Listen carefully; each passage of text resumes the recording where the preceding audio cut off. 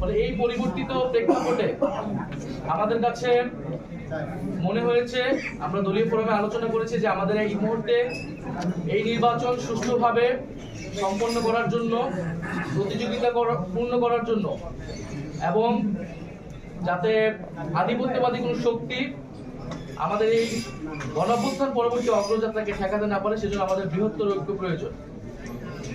সেই তাগিদ থেকেই আমরা জামাতে ইসলামী এবং তাদের যে সমমনা 8 দল রয়েছে তাদের সাথে আমরা কথা বলেছি এবং তাদের যে নির্বাচনী সমঝোতা, জাতীয় নাগরিক পার্টি এনসিপি সেই নির্বাচনী সমঝোতায় সম্মত হয়েছে। আমরা জাতীয় নাগরিক পার্টি এনসিপি এবং এই সমমনা 8 দলের সাথে আমরা একত্রে নির্বাচনে অংশগ্রহণ করব বলে আমরা সিদ্ধান্ত নিয়েছি।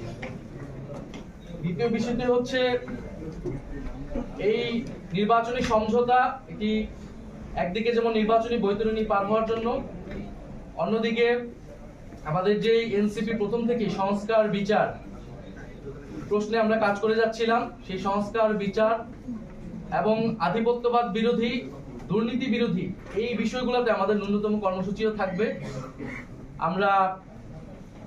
আমাদের রাজনৈতিক জায়গায় আমরা মনে করছি এই মুহূর্তে বাংলাদেশের এই সংকটগুলো রয়েছে, যেখান থেকে এই বাংলাদেশকে রক্ষা করতে হবে, জুলাই প্রজন্মকে রক্ষা করতে হবে এবং গণ অভ্যুত্থান পরবর্তী যে আমাদের আকাঙ্ক্ষা সেটা যাতে কোনোভাবেই ব্যাহত না হয়, এই জন্য আমরা একটা বৃহত্তর ঐক্যের জায়গায় পৌঁছেছি। Mr. Noodles, amazing taste.